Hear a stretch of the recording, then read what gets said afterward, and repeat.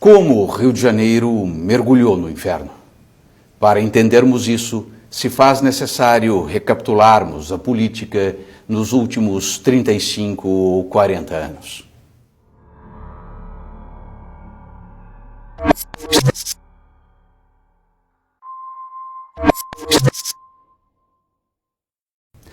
Para que este vídeo não reste quilométrico, vou me ater aos governadores.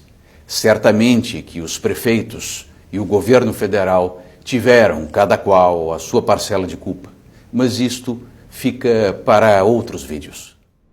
Comecemos por Brizola, a origem de todo o mal, o ovo da serpente. Esquerdista feroz, getulista radical, de personalidade autoritária e carismática, incompetente, demagogo e populista insuperável, Brizola foi uma hecatombe política. Os terríveis efeitos de seu socialismo moreno ainda hoje deterioram e danificam o nosso tecido social. Ele era cunhado de João Goulart, este, ao seu turno, ex-ministro de Getúlio Vargas, em 1953, e ex-presidente, entre 1961 e 1964, afastado pelos militares. Em suma, Brizola não era corrupto, mas a bandidolatria certamente começou com ele. É ali que o Comando Vermelho ganha musculatura. Além disso, Brizola não apenas deu o aval, como incentivou a desordem urbana e a favelização se alastrou dramaticamente.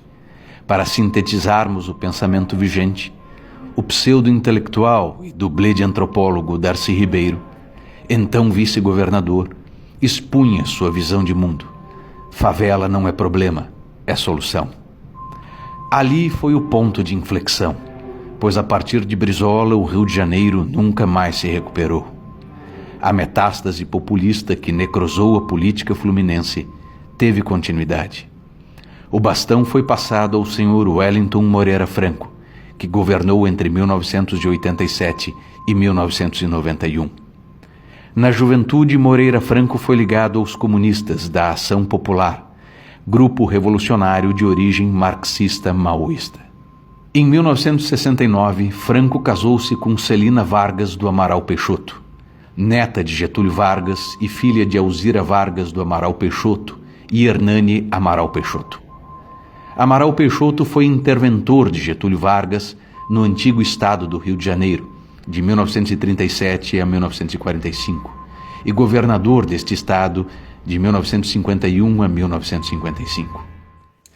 Cabe aqui lembrar que a cidade do Rio de Janeiro era a capital federal, o Distrito Federal, e o antigo estado do Rio tinha Niterói como capital. Com a criação de Brasília em 1960, a cidade do Rio de Janeiro se converte em Estado da Guanabara. Em 1974, o Estado da Guanabara e o antigo Estado do Rio de Janeiro sofrem uma fusão e a capital deste novo Estado passa a ser a cidade do Rio de Janeiro. Voltando ao Moreira Franco, sendo ele genro de Amaral Peixoto, chegar ao governo do Estado foi tarefa relativamente fácil. Amaral Peixoto e seu genro Moreira Franco encarnam o populismo de centro-esquerda, ao melhor estilo getulista. Paralelamente, do outro lado da Baía da Guanabara, Chagas Freitas governou o estado da Guanabara entre 1971 e 1975 e, após a fusão, foi governador do novo estado do Rio entre 1979 e 1983. Sintetizo a figura de Chagas Freitas dizendo que ele era a versão carioca do famoso governador paulista Adhemar de Barros, político que deu origem ao bordão "rouba, mas faz". Chagas Freitas consolidou seu domínio dentro do MDB guadamarino e, com a transformação do PMDB, dividiu o poder com Amaral Peixoto. Amaral Peixoto e Chagas Freitas deram forma, corpo e alma ao MDB, atual MDB de Eduardo Cunha, Pisciani, Sérgio Cabral, Pezão e Eduardo Paes. Espero que você tenha entendido por que o PMDB do Rio, sendo herdeiro destas pavorosas tradições, é tão populista, fisiológico, corrupto, demagogo e patrimonialista. Posteriormente a isso, Moreira Franco foi braço direito do ex-presidente Michel Temer e ambos acabaram presos. Acredito que isso seja autoexplicativo. Dando prosseguimento, temos o advogado Marcelo Alencar. Esquerdista desde os tempos de Getúlio Vargas, Alencar foi fiel escudeiro de Brizola, lhe sucedendo no segundo mandato. Aos mais jovens é bom lembrar que Brizola governou por 2 mandatos alternados, sendo a sequência de governos como Brizola, Moreira Franco, Brizola e Marcelo Alencar. Por óbvio, Alencar implantou, com algumas poucas variantes, o conhecido receituário centro-esquerda em sua gestão à frente do Palácio da Guanabara. Nessa trajetória, após Alencar, são inesquecíveis os nomes de Antony Garotinho e Rosinha Mateus, ambos casados entre si e ambos governadores em sequência. O casal Garotinho é oriundo do interior do estado e seu estilo de fazer política resulta da influência, por um lado, de Amaral Peixoto e, por outro, de Brizola.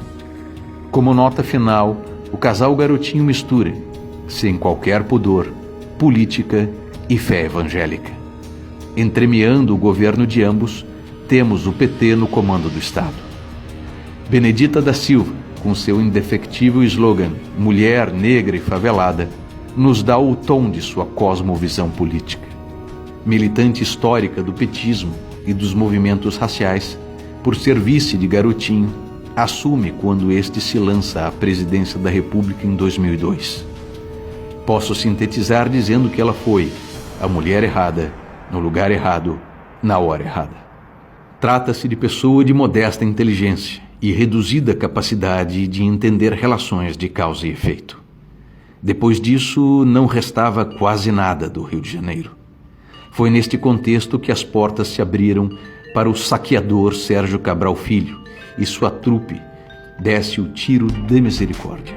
Seu bando roubou tudo, sem dó ou piedade, sem clemência ou compaixão.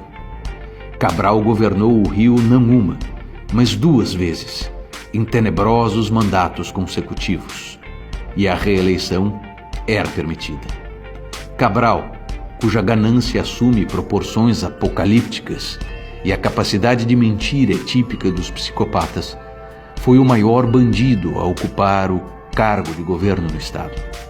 Oriundo das piores tradições chaguistas do PMDB, tem sua trajetória política ligada à agenda de centro-esquerda, demagógica e populista. Ele é filho do jornalista Sérgio Cabral, conhecido militante esquerdista e fundador do jornal O Pasquim, criado em 1969. Cabral é contraparente do senador mineiro Aécio Neves, que também responde graves acusações de corrupção na Lava Jato. Aécio Neves, por sua vez, é sobrinho neto de Tancredo Neves, ex-ministro da Justiça durante o governo de Getúlio Vargas. Sempre o maldito Getúlio Vargas. Essa longa e grotesca corrente de diferentes tipos de esquerda, getulista, chaguista, peixotista, brizolista ou petista, deságua agora em Pezão. Pezão dispensa maiores comentários. Um homem de poucas qualidades. As poucas que possui estão muito bem escondidas. Em verdade, Pezão acabou preso pela Operação Lava Jato. Após tudo isso, quero crer que você tenha entendido como chegamos a este estado de calamidade. Como descemos ao inferno? Resposta. Como demonstrado, foram diversos tons de vermelho que nos fizeram mergulhar no inferno. Um último alerta.